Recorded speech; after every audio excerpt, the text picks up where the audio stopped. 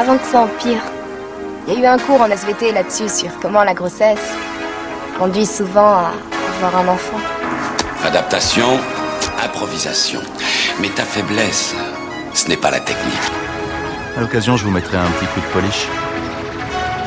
T'es sûr de ce que tu fais? J'ai des fiches très détaillées sur l'anatomie humaine. Je m'en doute. Ça fait de vous un tueur plus efficace, n'est-ce pas? Exact. Non mais t'es fou, pourquoi tu hurles comme ça? Toutes les 5 minutes, il y a une bombe ou je ne sais pas quoi. Bonjour à tous et bienvenue dans notre podcast 3 Actus Ciné ou Rien. Avec moi pour m'accompagner, Mas. Bonjour. Et Gino. Salut tout le monde. Le principe de l'émission est simple, on commentera 3 actus qui ont secoué les réseaux sociaux, on en débat ensemble dans les cases commentaires afin que vous puissiez vous exprimer également. Nous essaierons dans la mesure du possible d'y répondre. Et ça commence maintenant. Commissaire. On nous communique que la police a découvert que la victime du second meurtre portait le même nom que la femme tuée ce matin. Monsieur le commissaire, est-il exact que ces 2 meurtres ont été commis dans le même ordre que l'annuaire? Première news, la sortie de Dune de Denis Villeneuve est avancée de 15 jours en France. Warner vient d'annoncer la date de sortie de Dune de 2 semaines. Le film de science-fiction de Denis Villeneuve sortira donc le 15 septembre au lieu du 29. Attendu dans nos salles obscures le 23 décembre dernier, le long métrage avait été décalé au 29 septembre avant de voir sa date de sortie avancée. Le film sortira aux États-Unis simultanément au cinéma et sur la plateforme HBO Max le 1er octobre. Le fait que la branche française du studio avance le film de 15 jours n'est donc pas anodine. Dans sa lettre de mécontentement, je le rappelle à Warner, Denis Villeneuve précisait « Dune est une expérience cinématographique unique et de loin le meilleur film que j'ai réalisé. Mon équipe et moi avons consacré plus de 3 ans de notre vie à en faire une expérience unique, à voir sur grand écran. L'image et le son de ce film, de notre film, ont été méticuleusement conçus pour être vus dans les salles de cinéma. » Alors déjà, la première question que je vous pose, qu'est-ce que vous pensez de cette news, de cette avancée? Bonne nouvelle ou non? On commence, vas-y par Meus. Si je peux me permettre, ça me fait beaucoup rire. C'est le meilleur film que j'ai jamais fait. Ça me rappelle, tu sais, une phrase il y a pas si longtemps qui disait Terminator Dark Fate, c'est vraiment le meilleur Terminator depuis Terminator 2. Vraiment, courez le voir, il est vraiment excellent. Ça me rappelle ça. De qui est cette phrase d'ailleurs? Ça fait un peu les films de pub et tout. C'est le meilleur film. C'est de la promo. Producteur d'un tel. Ouais, c'est ça, exactement. Enfin, le truc marketing, il va pas dire le contraire en même temps. Ouais, c'est moyen, bof, c'était casse-couille sur le tournage. En même temps, ça va, c'est la promo, hein, mais bon, tu vas reprendre avec des génial, avec l'ingé son des tuches. C'est ça. Voilà, c'est ça. C'est pas mal avec l'ingé des tuches de faire Dune quand même. Hein. Déjà, jugé, comme on dit, déjà... inadaptable déjà par rapport au livre, donc pourquoi pas. C'est déjà un gros défi. Donc voilà. Mais oui, bref, continuez. Pour revenir sur le film, après, visuellement, quand on voit l'abondance, c'est hyper prometteur. Puis Denis Villeneuve, jusqu'à présent, tous ses films, c'est propre, c'est carré. On peut dire ce que mais c'est vraiment des bons films, quoi. Après, on adhère pas, mais c'est des vrais bons films qu'il a fait à chaque fois. Ils sont tous différents, ouais. Et c'est vrai que ils sont tous vraiment qualitatifs. Il y a aucun truc que tu dis où c'est nul, quoi. Non. Après, on peut pas forcément adhérer à l'univers, c'est une chose, mais ils sont tous bien. Donc, je m'en fais pas sur la qualité du métrage. Après, faut voir comment ça va être adapté, parce que comme tu l'as dit même, visiblement c'est un univers quand même qui est compliqué, donc avoir le rendu au cinéma, voilà, donc il y a un bon casting et tout, il y a tous les ingrédients sur le papier pour avoir un très bon film, on verra, donc on reste optimiste, mais voilà, moi j'y vais avec des pincettes quand même, parce que les arguments marketing balancés à la va comme je te pousse là, moi je suis toujours un peu vigilant là-dessus, mais bon, on verra, ma foi.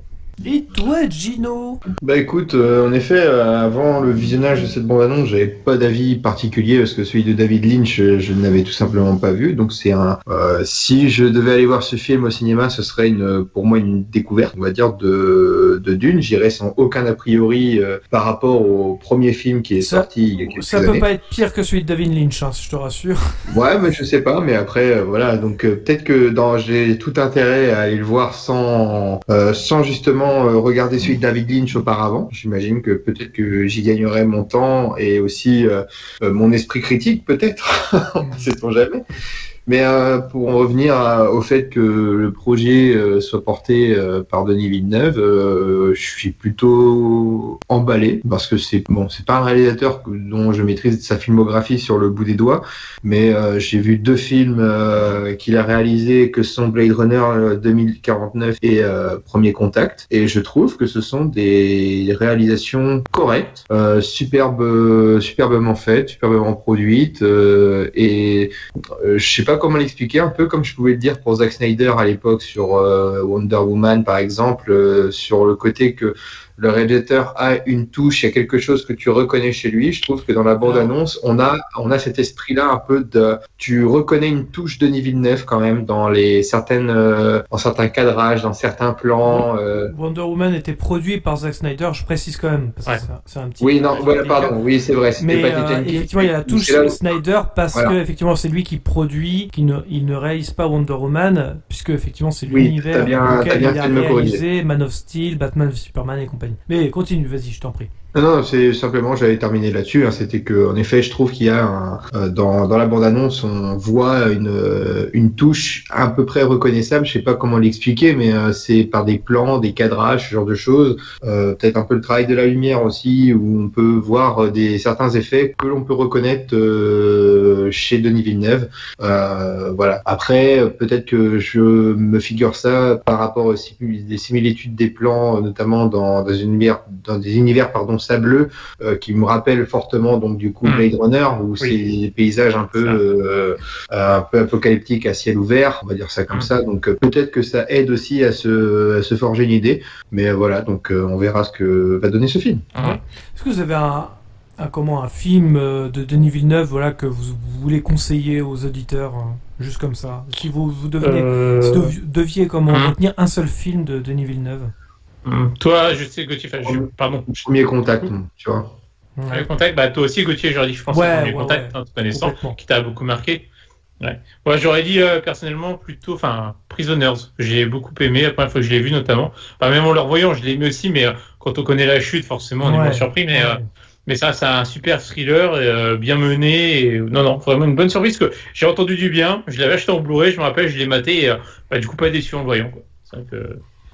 Très bon. Il est marquant aussi, Prisoner, attention, parce que même d'ailleurs tous les films de Denis Villeneuve, parce que même Sicario, moi, il m'avait choqué, en tout cas imprimé une marque sur certaines scènes, notamment l'introduction qui est assez folle. Il y a eu Prisoner, bien évidemment, Paul Dano, Hugh Jackman et Jake Gyllenhaal. Premier Contact, encore une fois, j'en ai même fait une vidéo là-dessus, tellement j'aime ce film. Mais c'est vrai que même Blade Runner 2049, avec beaucoup de recul, parce que voilà, je le préfère même à celui de 82, alors que pourtant il a marqué les esprits des cinéphiles, parce que je le trouve beaucoup plus rythmé, beaucoup plus esthétique aussi sur beaucoup de choses, alors que pourtant on s'est tous dit, faire une suite à Blade Runner, mais c'est limite un suicide cinématographique. On s'est tous dit ça, et pourtant Denis Villeneuve a su rebondir là-dessus. Et le fait qu'il soit sur Dune aujourd'hui, je me dis ça ne m'étonne même pas. Ça ne m'étonne même pas parce que c'est quelque chose, encore une fois, presque inadaptable, un vrai challenge pour un cinéaste. Déjà, l'histoire est assez complexe en réalité. Et j'ai envie de le voir. C'était mon attente de 2020 déjà. Il devait sortir, je le rappelle, fin d'année, en tout cas au mois de décembre, le 23 décembre. C'est mon attente, j'ai envie de le voir. Même si j'ai pas non plus une grosse hype de fou, ça reste ma hype en fait de l'année quand même, mine de rien. Par rapport à ce qui est proposé cette année, j'ai envie de te dire, il n'y a pas grand chose, quoi. Par contre, quand même. Vas-y, Mas, je t'en prie. Type de cette année, s'il te plaît. Il y a quand même les tues chez les extraterrestres qui sortent. Exactement. Quand même. Voilà. Attends. Et pour en revenir à Dune, je sais pas si je fais complètement fausse route ou non, mais la bande-annonce que l'on a pu voir là pour celui de Denis Villeneuve, j'ai le scénario me laisserait penser un peu à, on va dire, à la littérature un peu adolescente, un peu style Divergente, Labyrinthe, un peu dans la construction de l'histoire. Est-ce que je fais complètement fausse route ou pas du tout? Oui et non, parce que effectivement, le héros de l'histoire, c'est quoi? C'est effectivement, il va libérer un peuple, c'est un peu Moïse, hein, c'est un peu l'idée hein, de Dune, c'est un peu ça, c'est libérer un peuple, la révolution, puisqu'on va parler de révolution face à un système qui est complètement aveuglé par l'épice, puisqu'on parle de l'épice, qui est la fameuse denrée rare que tout l'univers essaye de s'approprier. Donc oui, il y a quand même, on peut pas nier que la littérature jeunesse s'en est pas inspirée, ça reste un style littéraire de cette fameuse révolution, de ce fameux héros qui essaye de s'émanciper et émanciper aussi un peuple pour qu'il soit libre par rapport à son système de pensée. Donc effectivement, oui, sur certains points, oui, effectivement, on peut dire ça. Ok. Non, voilà, c'est ce que je voulais plus ou moins savoir sur ce genre de film. Mais c'est vrai qu'il y avait beaucoup d'ingrédients qui pouvaient s'y penser, s'y apparenter, quoi, de toute façon. Donc, ok. Non, ça reste plus complexe que de la littérature jeunesse, quand même. Hein. Je précise parce que si vous lisez Dune, c'est pas forcément évident. Ça reste quand même très très adulte. En termes de compréhension, en tout cas. Tu veux dire adulte érotique, porno? Non. Voilà, ça m'intéresse pas. L'allusion podcast. Est-ce qu'il y a des familles il y en a une par podcast au moins, pas avec notre ami Wes quand même. Non, oui, voilà. En tout cas, oui, c'est un peu plus complexe. Et pour en revenir à ce que tu disais sur Blade Runner, moi, en fait, les deux, je les ai trouvés un peu chiants, quoi, en fait. Tu vois, Blade Runner, je l'ai découvert sur le tard. J'ai découvert sur le tard le premier, et puis le deuxième, je l'ai trouvé tout aussi chiant. Même des fois, je t'avoue que j'ai complètement décroché de l'histoire, et c'est pas des films que je vais m'empresser de revoir très vite, quoi. Je vais les revoir quand ils vont passer de temps en temps à la télé, s'il y a rien d'autre à côté, s'il y a pas, je sais pas, un match de foot ou les Dents de la Mer, quoi, ou les ch'tis à Mykonos, par exemple, je sais pas, mais voilà. Non, faut pas déconner quand même. Faut pas déconner quand même. Pas pour les Dents de la Mer, hein, mais pour les ch'tis à Mykonos. Bien sûr, bien évidemment.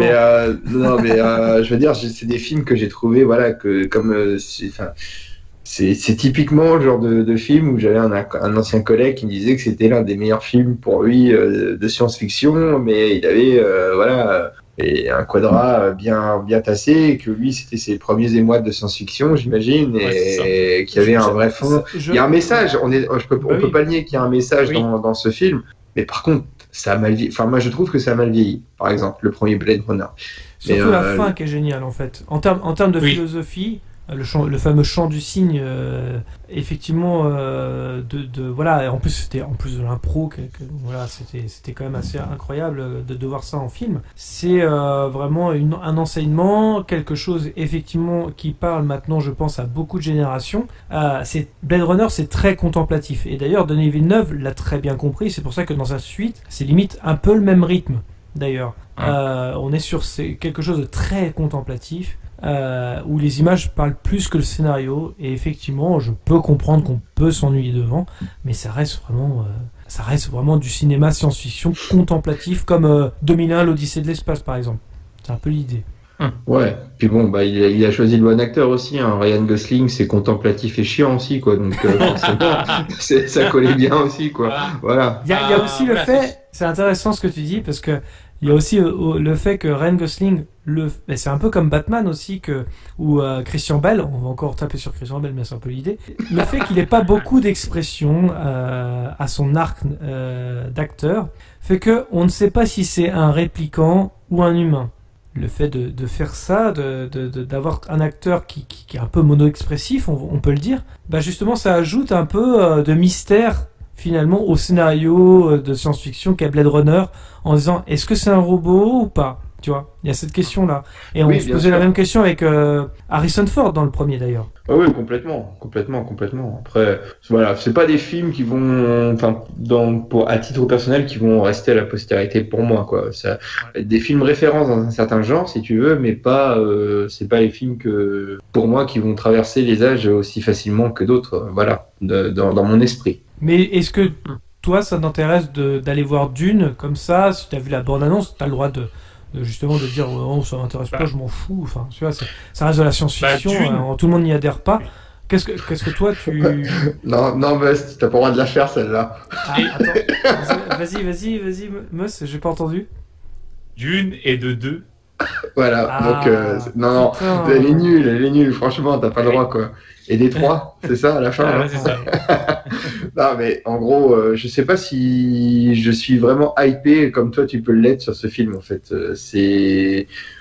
Vu que après, à la rigueur, vu que j'en attendrai rien, pourquoi pas, hein, mais je suis pas sûr d'être le public cible, en fait. D'accord. Tout simplement. Non, mais justement, c'est ça qui est intéressant de. C'est la science-fiction, c'est quand même assez. Voilà. Je peux comprendre qu'on n'adhère pas forcément à l'univers de. Voilà, même en regardant la bande-annonce, qui dévoile pas grand-chose au passage d'ailleurs. Donc je peux comprendre qu'on n'ait Qui pas est bien. forcément de hype.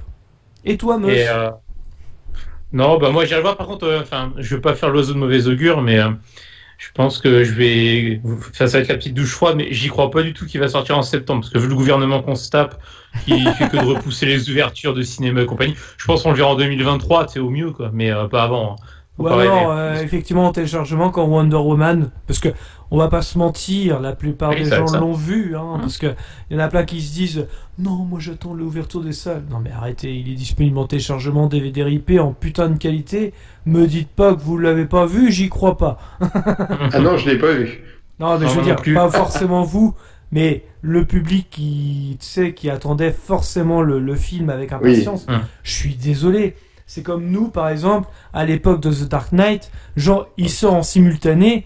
Voilà, on te dit, les salles de cinéma sont fermées. On t'offre c'est vrai. le prochain Batman. Je suis désolé, je le télécharge aussi. On va pas être hypocrite. Voilà, c'est. Ah, mais là, c'est la faute du gouvernement. Enfin bref, on déborde un peu, mais voilà, quoi. C'est vrai que c'est Non, complètement intéressant, idiot, quoi. au contraire. Ouais, mais tu vois, moi, ça commence à me faire. Bref, ça fait plusieurs fois que je le dis.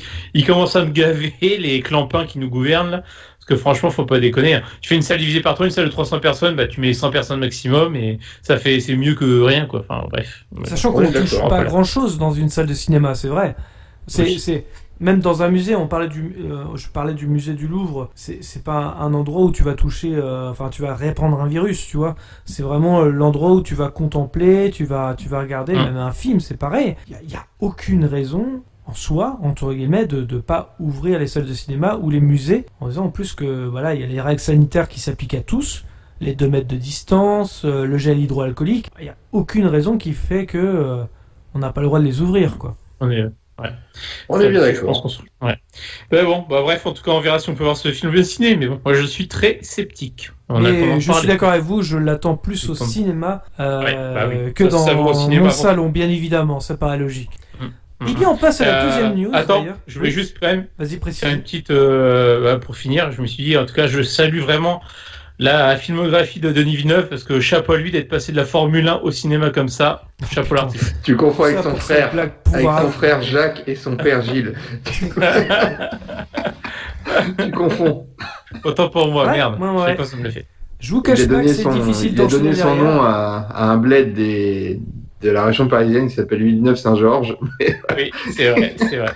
Bah, Villeneuve-le-Roi, il y en a plein. Hein. Ouais, bah oui, non, mais il a posé son empreinte sur la France et sur voilà.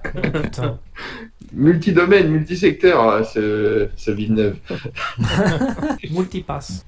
Voilà, c'est ça. On passe à la deuxième news, et puisque ça fait longtemps qu'on n'en a pas parlé, parce que d'ailleurs je pense que c'est le seul news qui passe sur le cinéma. Deuxième carrément. news, Justice League dévoile sa bande-annonce, et oui, le nouveau montage de Justice League, dont la seconde bande-annonce a justement été dévoilée ce dimanche par Zack Snyder lui-même, sortira en France le 22 avril prochain. Je précise. Alors, je pense que ce sera sur OCS et non pas dans les salles de cinéma. On va y revenir. Les fans de l'univers DC Comics ont été gâtés ce week-end par 2 nouvelles de la plus haute importance. Tout d'abord, la révélation d'une seconde bande-annonce de Justice League, version Zack Snyder, bourrée d'images inédites. La vidéo de ce Director's Cut très attendu promet un spectacle d'action et d'effets visuels et nous promet enfin de voir le costume noir de Superman qui avait été supprimé du montage cinéma par Josh Whedon. On peut également noter l'apparition du Joker de Jared Leto dont le look avait été révélé la semaine passée. Question, qu'est-ce que vous avez pensé de cette nouvelle bande-annonce ? Eh bien, en tout cas, moi, je voudrais remercier Zack Snyder.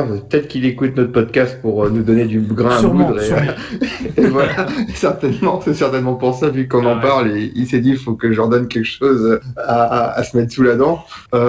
Qu'est-ce qu'on en pense de cette bande-annonce? Eh ben, écoute, moi, j'en ai pas pensé grand-chose. Hein. Déjà, de base, c'est vrai que moi, l'univers des super-héros, c'est pas non plus ma tasse de thé, même si j'avoue que j'aurais une préférence pour l'univers d'ici que celui de Marvel, comme j'ai pu déjà le signaler, mais enfin voilà, pour être clair, hein, dire qu'il y a le Joker, en plus on te met ça sur YouTube, le Justice League, le Joker, bande-annonce, c'est tout, on te met ça comme ça, quand je vois que c'est Jared Leto, je m'en balèque quoi, complètement. Honnêtement, voilà, c'est pour moi, c'est ce Joker là, il n'existe pas quoi dans le milieu du cinéma, c'est une honte, c'est une catastrophe. Même le jeu d'orange. Tu n'as pas aimé Suicide Squad. Et non, je n'ai pas aimé Suicide Squad. On est d'accord.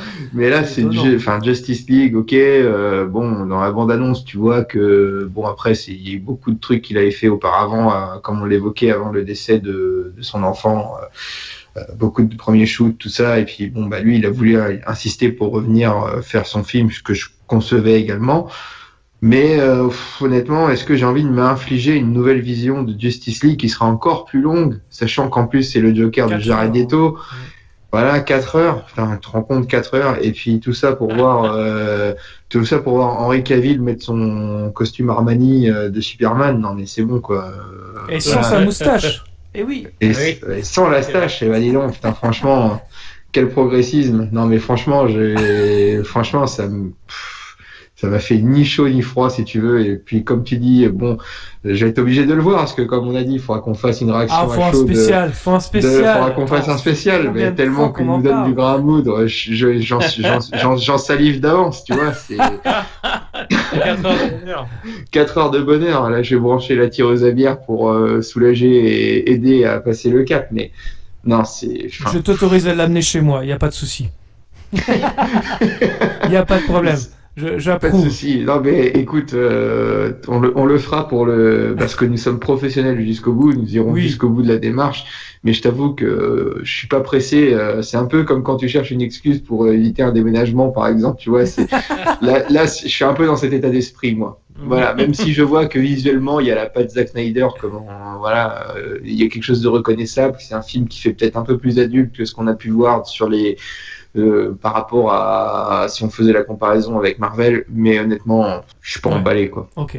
Et toi, Meus?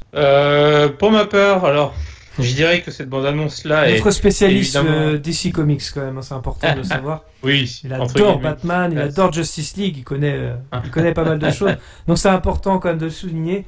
Mais vas-y, je t'en prie. Ce que je veux dire, c'est que déjà, au niveau de la bande-annonce elle-même, elle est évidemment bien meilleure que la précédente, rien qu'en termes de ton dégagé.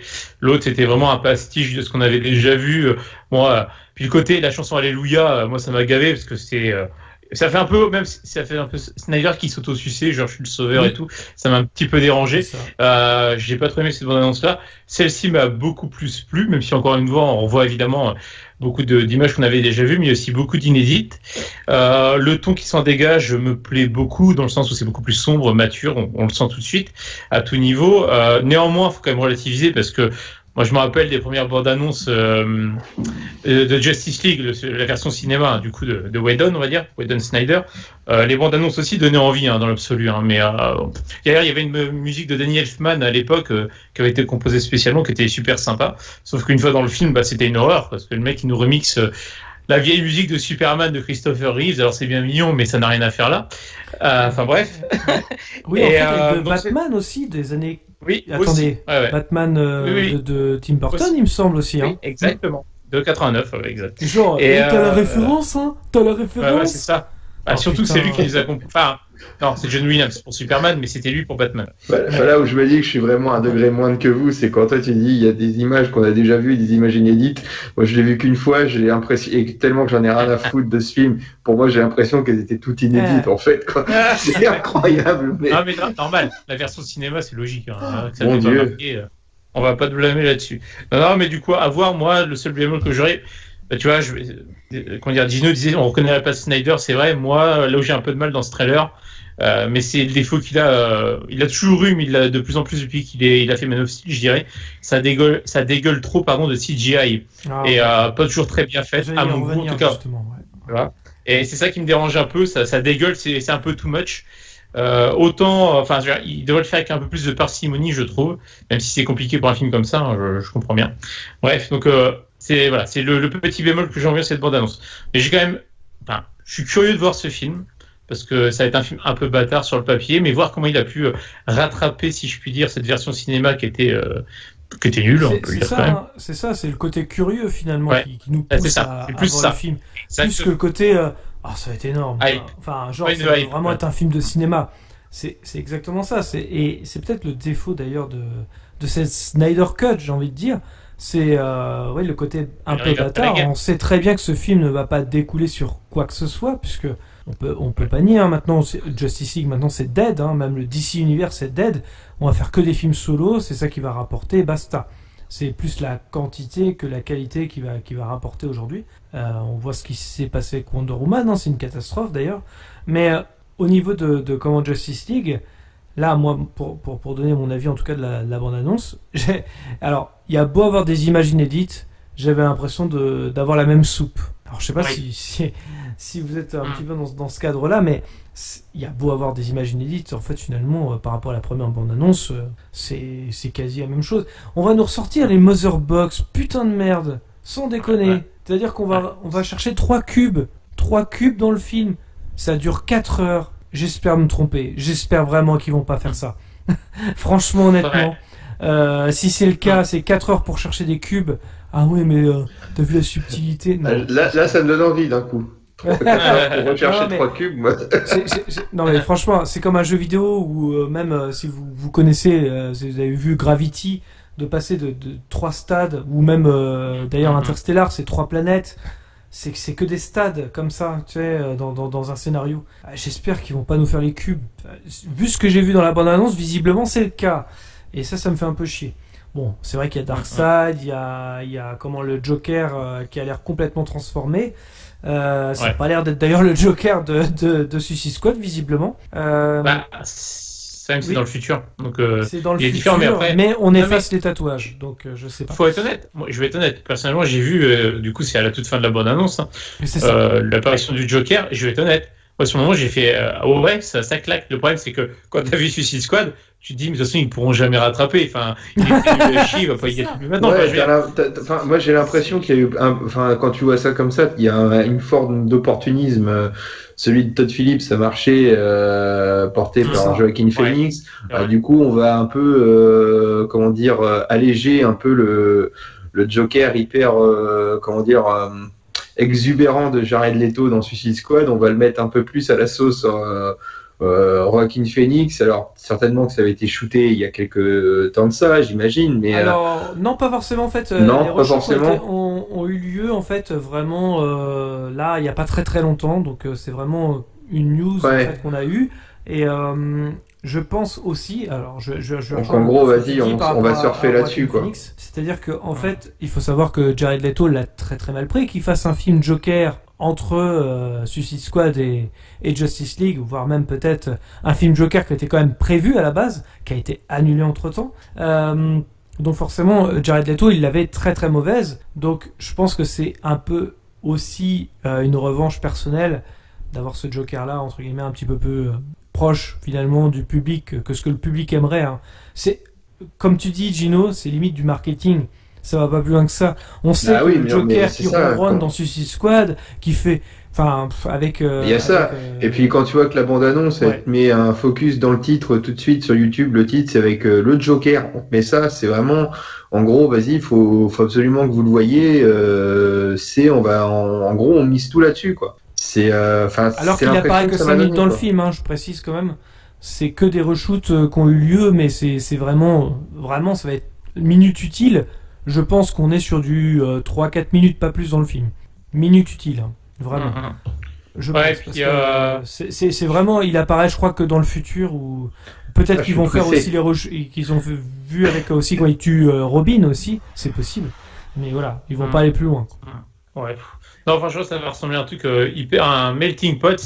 On va mélanger plein de trucs pour en rajouter, mais enfin, je suis sûr que ça peut partir dans tous les sens et que ce soit pas forcément 4 heures en plus. Il y a intérêt de le rendre digeste. Enfin, le truc est en même temps pas trop chiant, tu vois. Enfin, ça va être je sais pas. Je suis encore une fois très très curieux de voir le résultat, mais pas hypé. De toute façon, il vaut mieux rien attendre et puis être agréablement surpris que de mettre la barre un peu trop haute et d'être déçu, quoi. Comme souvent.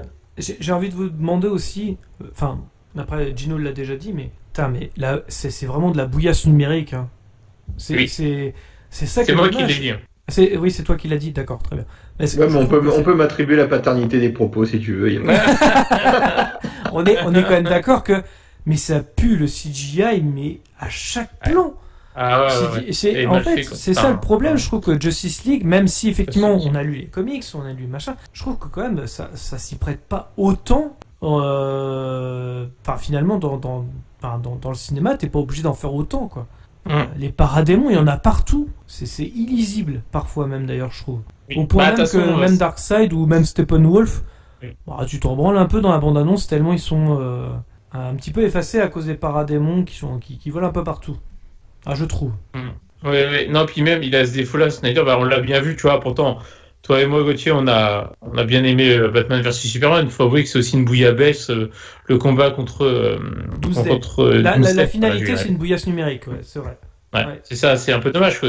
Sur le fond, on peut aimer, ne pas aimer certaines choses, évidemment, mais sur la forme, ça pêchait vraiment, quoi. C'est trop un gloubi-boulga de CGI et c'est un peu trop. Et pour un film comme ça, je comprends, mais tu vois, encore une fois, pour moi, c'est la patte Snyder, en même temps, le fait que ça se voit, mais pour moi, un bon film, Batman, Superman, Justice League en général, c'est les effets spéciaux, devraient être le plus réaliste possible. Typiquement, désolé de le dire, mais dans les films Avengers, globalement, on retrouve moins ça, tu vois, ça reste plus proche du réel, si je puis dire, en termes de texture, de comment c'est fait. Mais bon, après, ça, les goûts, les couleurs, hein, c'est bon.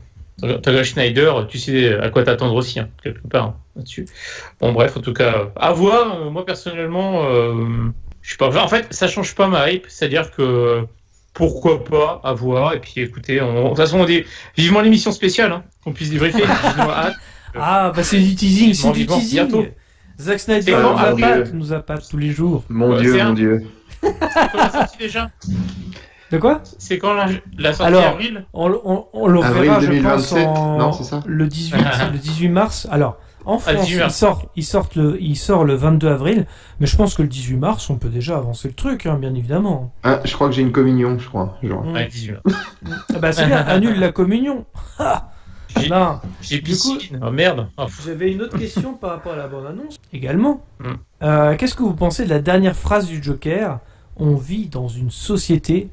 Qu'est-ce que ça évoque pour vous? Je trouve ça étonnant qu'ils mettent ça dans la bouche du Joker, justement, à la fin. Pardon, on vit dans une société? C'est ça, la question. On vit dans une société, un Batman. Je crois que c'est ça qu'il dit à la fin, il me semble. Ouais, un truc comme ça. Écoute, il est lucide sur la vision du monde. On vit dans une société, en effet, ouais. Non, c'est justement, moi, je trouve que c'est intéressant d'avoir dit ça, parce que là, le monde est détruit à ce moment-là, quand il dit ça.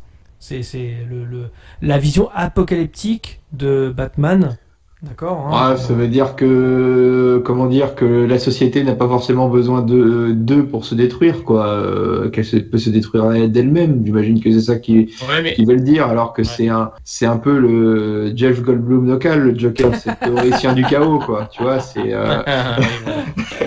Mais venant de lui, ça fait un peu, c'est peut-être de l'ironie en quelque sorte, quoi. Mais elle a fait beaucoup réagir sur les réseaux sociaux, cette phrase-là. C'est pour ça que. De toute façon, un rien fait réagir sur les réseaux sociaux. Alors, donc, si tu veux, voilà. Ça peut faire réagir aussi. C'est vrai, je suis d'accord.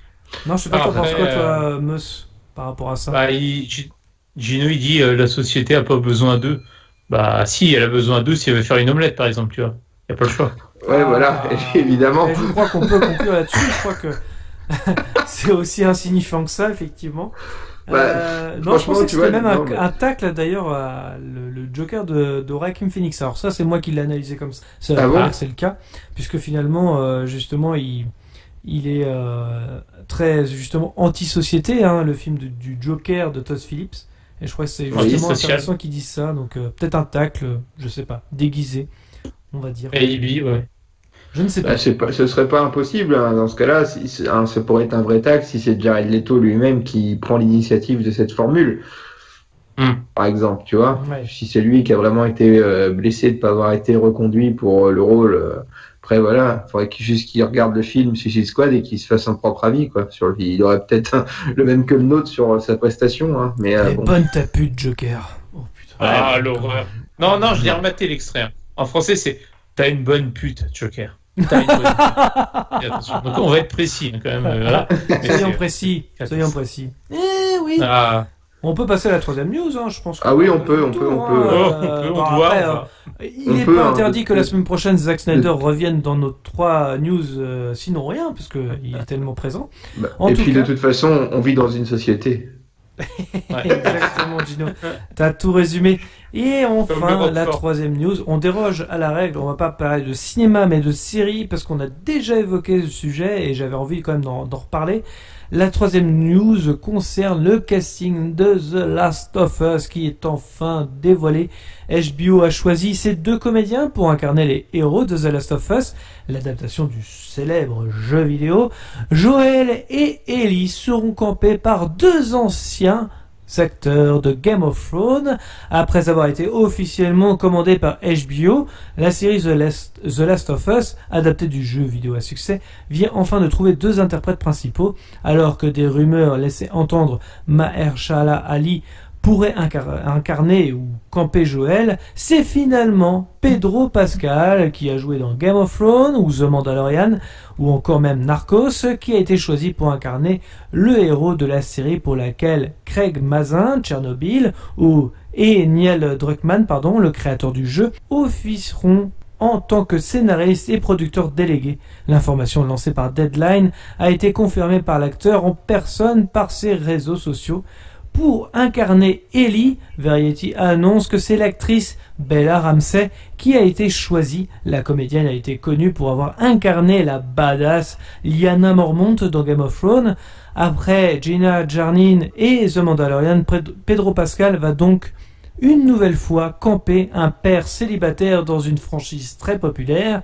Pour le moment, HBO n'a donné aucune information concernant la date de début de tournage, mais avec cette annonce de casting, le processus de production devrait passer à la vitesse supérieure. Eh bien, j'ai envie de vous poser cette simple question. Qu'est-ce que vous pensez de ce choix de casting pour The Last of Us? Eh bien, on commence par du coup, Gino n'a pas l'air Oui, vas-y. Non, je t'en prie. Je laisse la main, comme dit. Je laisse la main. Je prends la main alors. Moi, j'exagère un peu dans ce que je veux dire, mais quand j'ai vu la révélation du casting définitif, en l'occurrence pour Joel et Ellie, mon petit cœur a saigné, je dois bien avouer, parce que moi je suis un petit peu dégoûté. On a annoncé Nicolas Coster-Waldau, donc interprète de Jaime Lannister dans Game of Thrones pour ceux qui ont regardé la série, donc en tant que Joel notamment. Oui. Moi je trouve qu'il collait parfaitement au personnage du jeu vidéo, que ce soit physiquement, même dans une certaine forme de mélancolie, de renfermement. Enfin, je l'imaginais complètement le personnage, honnêtement. Donc voir que c'est Pedro Pascal, j'avoue que ça m'a fait chier, parce que j'adore Pedro Pascal, c'est un excellent acteur, c'est pas le problème. Je suis sûr qu'il fera, en termes d'interprétation, un excellent Joel aussi. C'est juste que physiquement, tu vois. Puis Pedro Pascal, tu vois, on le voit déjà dans The Mandalorian, on l'a vu dans Equalizer 2, etc. Enfin, il a quand même des rôles à côté, tu vois, alors que Nicolas Coster-Waldau, c'est pas le cas vraiment, quoi. On le voit plus trop, tu vois, depuis la fin de Game of Thrones. Je pense que même c'est un acteur qu'on ne verra plus beaucoup, hein, parce que c'est vrai que... Moi, ça m'a triste. Vraiment. Ouais, c'est un putain d'acteur qu'on voit plus maintenant, ouais. Voilà, et donc c'était l'occasion révéchante de le revoir sur un rôle récurrent et de qualité, enfin avec un vrai potentiel et tout. Donc j'avoue que j'étais assez déçu. Et puis concernant Ellie, un peu pareil, parce que autant la jeune actrice dont j'ai oublié le nom, mais qu'on a également vu dans Game of Thrones, est excellente aussi dans son rôle dans Game of Thrones. Et d'ailleurs, ouais, ça. En termes de talent d'acting, si je puis dire, j'ai aucun doute là-dessus. Mais physiquement, en tout cas, c'est pas ce qu'il y a de plus proche de Ellie dans le jeu vidéo, quoi, tu vois. Donc, je suis un petit peu déçu là-dessus en termes de représentation des personnages en série, physiquement, j'insiste bien là-dessus. Pas du tout en termes de jeu d'acteur, donc, je répète. Donc, on verra. En tout cas, après je fais confiance à l'équipe qui est derrière. Hein. Bella Ramsey. Je suis quand même déçu. Bella Ramsey, quand tu vois dans Game of Thrones, elle a beau être petite, putain, la vache, en face, t'as quelqu'un un vrai leader. Mais c'est pour ça que Justement, ce côté un peu, elle fera très bien cette jeune femme forte et tout. J'en ai aucun doute là-dessus. Vraiment, ça, je suis les yeux fermés. Mais c'est plus, voilà, en termes de personnalisation des personnages du coup dans le réel. Physiquement, voilà, c'est pas ce que je voulais. Après, ça, c'est subjectif, hein, c'est propre à chacun. Donc, je suis un petit peu déçu là-dessus parce que moi, je me hypais à fond pour. En tout cas pour Nicolas Coster-Waldau, comme je disais. Donc c'est pas le cas, tant pis, on fera avec. Malgré tout, ça n'enlève rien au potentiel de cette série, parce que quand on voit les personnes qui chaperonnent le projet, hein, que ce soit Neil Druckmann ou aussi beaucoup de producteurs de Game of Thrones, je me dis qu'on aura forcément quelque chose de qualité au final. Donc je reste toujours confiant. Mais voilà, je suis quand même vraiment déçu de ce choix de casting quand même, je dois bien l'avouer. Et toi, Gino? Eh bien écoute, on va dire HBO fait avec les acteurs maison. Ça comme ça, hein. C'est un peu l'idée, c'est un peu l'idée, hein. Donc, que veux-tu, c'est dans cette idée-là. Hein. Oui, ce sont d'excellents acteurs dans Game of Thrones. Alors, juste pour préciser quand même à nos éditeurs, Gino n'a pas vu Game of Thrones. Dites-nous dans les commentaires si vous n'êtes pas... Enfin, c'est abusé quand même. Ça me tente pas, donc je vais pas regarder ça juste pour vous faire plaisir, quoi. Voilà. C'est marrant de voir ça. Je suis pas un mouton, regardez des vrais programmes. Non, voilà, non, c'est simplement. J'imagine que c'est très bien, mais moi ça me tente pas des masses, c'est pas mon univers. Puis voilà, quoi. C'est comme ça, et puis je fais ce que je veux, bordel de merde. T'as ton univers. Mais pour en revenir au casting, je trouve que finalement Pedro Pascal, c'est pas une si mauvaise idée que ça. Alors par contre, oui, pour avoir vu les photos des acteurs dont tu parlais de Game of Thrones, il aurait davantage plus collé, donc Nicolas Coster-Waldau aurait certainement beaucoup plus collé au personnage originel du jeu vidéo, ça c'est certain. Quand je le vois en photo, vu que je connais pas Game of Thrones, j'ai vu en image que ça aurait pu donner, et il a ce côté, en effet, comme tu dis, rien qu'en photo, il a le côté mélancolique et tout, un peu du personnage. Donc, il aurait très bien collé. Par contre, là, il va falloir que, même si Pedro Pascal, dans le jeu d'acteur, est quelqu'un qui, je trouve, joue très bien, dans The Mandalorian, malgré qu'on le voit très beaucoup, peu à l'écran sous ses propres traits, mais je trouve que c'est correctement interprété. Je pense que dans ce cas-là, il va falloir que, par contre, que la production s'entoure de bons accessoiristes, de bons maquilleurs pour grimer correctement Pedro Pascal. Faut voir, parce que la base est là quand même. On a un personnage qui pourrait ressembler très prochement, se rapprocher énormément du personnage du jeu vidéo. Et pour la jeune fille, je partage ton avis. C'est pas forcément le choix premier, ouais. Le choix premier là-dessus, mais bon, pourquoi pas. Après tout, je veux dire, le personnage d'Ellie dans le jeu vidéo, de mémoire, se révèle petit à petit dans le jeu. Donc peut-être que voilà, son poids dans la série va croître d'épisode en épisode. Donc ça peut être intéressant de voir quelle est cette évolution. Il faut aussi lui donner du crédit à cette jeune actrice, parce que bon, même si elle a joué dans une série à succès, je veux dire, elle est encore très jeune, donc elle a le temps d'élargir sa palette et de pouvoir nous surprendre. Hein. Peut-être que du coup, ça va être une évidence pour toi à l'avenir que le rôle d'Ellie lui colle bien à la peau. Mais voilà, j'ai pas d'avis forcément sur elle. Je lui laisse sa chance. Il y a pas de souci. Pedro Pascal, non, moi je pense que pourquoi pas. Comme je te dis, j'espère qu'ils vont le grimer de manière assez fidèle au jeu vidéo. Alors ça choquerait pas pour des personnes qui connaissent pas le jeu vidéo dans l'immédiat, on est bien d'accord. Hein. Mais pour des puristes comme nous. Pour des puristes comme nous, je pense que ça nous touche plus, parce que c'est des jeux qui ont aussi une certaine valeur, une certaine reconnaissance par les gamers. Voilà. Donc forcément, c'est pour ça que ça nous touchera plus qu'un public qui ne serait pas un public averti du jeu, tout simplement. Mais en revanche, pourquoi pas, hein. Et je comprends HBO de faire confiance aussi à des acteurs qu'ils connaissent. Ils savent qui ils engagent, et je pense que ça les rassure aussi, hein, certainement, dans cette filière-là, et ça peut rassurer aussi ceux qui ne connaissent pas le jeu, justement, mais qui sont amateurs des séries HBO Max. Mais c'est vrai que là, je rebondis sur ce que tu dis, parce que Bella Ramsey, c'était quelqu'un qui a un tout petit rôle dans Game of Thrones, je précise quand même, mais qui avait fortement impacté en fait les gens, parce que c'était une petite fille qui était quand même reine, mais qui envoyait chier tout le monde. C'était, enfin, dans Game of Thrones, c'est ça. En fait. D'accord. Mais tu te dis, elle est haute comme 3 pommes, mais elle t'envoyait chier tout le monde. Enfin, c'était, enfin, même. Donc toi, ça pourrait coller au rôle d'Ellie qui se révèle c'est quand même pas si être dur assez que ça. forte et pas impulsive, mais qui a du répondant. Voilà. Malgré le jeune âge. Je comprends qu'ils aient choisi cette personne, malgré que physiquement elle se ressemble pas trop. Quoique, avec les. Comme tu disais, que si on grime bien les acteurs, il y a moyen d'arriver à une ressemblance quelque part. C'est dommage de les grimer. Ouais. Si. Bah ouais. Mais par contre, je sais que j'ai vu des non, mais je suis d'accord avec toi. des Nicolas fan art. Coster-Waldau aurait été très bien, ou Gérard Jugnot, mais voilà. Mais après, c'est. Non, mais il y avait des fan art qui circulaient, et honnêtement, ça peut donner. Ces 2 bons acteurs, c'est encore une fois porté par une équipe qui a envie de porter The Last of Us à l'écran. J'ai envie de donner une chance aussi. C'est pas parce que voilà le casting fait qu'il ne ressemble pas forcément au personnage de ce que nous on aurait voulu voir en tout cas.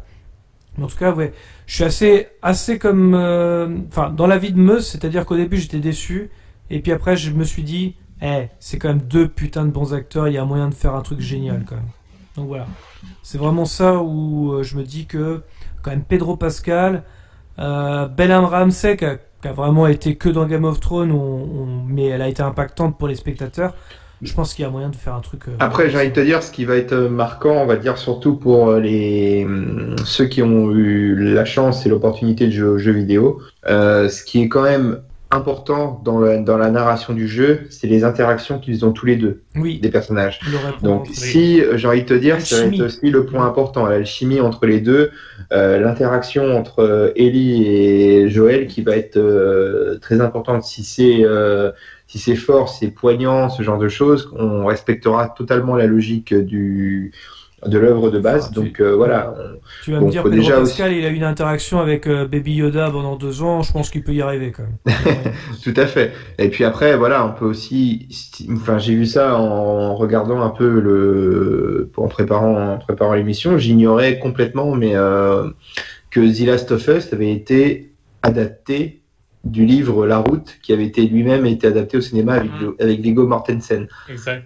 Ça part de cette base, effectivement, de La Route. Ouais, et c'est vrai que on s'y colle, et finalement, tu vois, plutôt que de prendre un petit garçon avec son père, on a pris une petite fille avec son oncle, je crois, Joël, non? Non, c'est pas ça. Non, c'est un homme. Non, c'est un. Oui, tu vois, ça fait longtemps que j'y ai pas joué, donc. Mais en gros, tu vois, on l'a réadapté autrement. Et puis, par contre, c'est vrai que nous, ça va être plus l'œuvre The Last of Us qui nous a plus marqué que La Route, quoi. Donc pourquoi pas qu'en série, ça va faire pareil, quoi. On avait cette vague aussi avec de films comme Logan aussi, Road Trip avec une fille qui ne connaît pas, une petite fille, et puis on a finalement le père de substitution, voire même le grand-père avec Patrick Stewart. Enfin, c'est assez voilà. Et c'est un peu l'idée de The Last of Us, c'est la paternité finalement, un peu comme ce qu'avait fait Terminator 2 à une époque. Par exemple. Et t'as raison avec Logan. Dacia avait repris la Logan aussi à une époque. Et... Oui, exact. Très bon mec. La voiture la plus pourrie du monde. Ah tiens, par contre, j'ai vu un truc sur internet. Bon, ça ferait pas office de de consolation pour moi, mais j'ai vu un petit parallèle. Là. Ils ont fait un montage en mettant Nicolas Coster-Waldau à côté du frère de Joël. Comment il s'appelle parce qu'il y a le frère aussi de Joël dedans. Oui, il y a un petit air. Il pourrait incarner parce qu'on connaît pas tout le casting, hein, bien évidemment. Ouais. Donc, on verra. Mais bon, enfin bref, ça restera un bon projet dans l'absolu. Je m'en fais pas du tout. Voilà, mais juste une pointe de déception à la révélation de ce casting quand même. Voilà. Mais après, tu sais, c'est un peu comme on a au cinéma. Tu prends quand t'as Heath Ledger qui a annoncé un Joker, t'en as plein qui gueulaient comme Ben Affleck en Batman, etc. Au final, bon bah personnellement, j'ai toujours été satisfait quoi. Donc là, lui, ça va être pareil. Complètement. Je m'en fais pas quoi. Et voilà. Sur le coup à chaud, j'avoue un peu déçu. Ok. Est-ce que vous avez quelque chose à ajouter par rapport à tout ce qu'on vient de dire. Oh. Vivement Justice League. Ah oui. d'accord. T'inquiète, allez. Mais vivement Encore le 18 mars, mois, ce sera un spécial. T'inquiète pas, Gilles. Ah, mais une fois qu'il sera visionné, au moins on n'aura plus à en parler. Enfin, Oui, c'est pour ça que je suis un peu pressé d'être au 18 mars, parce que j'espère qu'on aura des news comme à se mettre tout là-dedans, parce que Zack Snyder alimente quand même, mine de rien, nos réseaux sociaux et également aussi les sites de cinéma, parce que sans lui, honnêtement, on n'aurait pas grand-chose, hein, faut le dire. Ouais. En tous les cas, merci de nous avoir tous suivis. Je vous rappelle que vous pouvez clocher, commenter, mettre un pouce bleu et nous suivre sur les réseaux sociaux, Facebook, Twitter, Instagram. Les liens sont dans la description. Dans tous les cas, rendez-vous dans les salles obscures quand elles vont réouvrir pour de nouvelles aventures. Au revoir tout le monde. Ciao tout le monde. Ouais, salut, à la prochaine. Avant que ça empire, il y a eu un cours en SVT là-dessus sur comment la grossesse conduit souvent à avoir un enfant. Adaptation, improvisation. Mais ta faiblesse, ce n'est pas la technique. À l'occasion, je vous mettrai un petit coup de polish. T'es sûr de ce que tu fais? J'ai des fiches très détaillées sur l'anatomie humaine. Je m'en doute.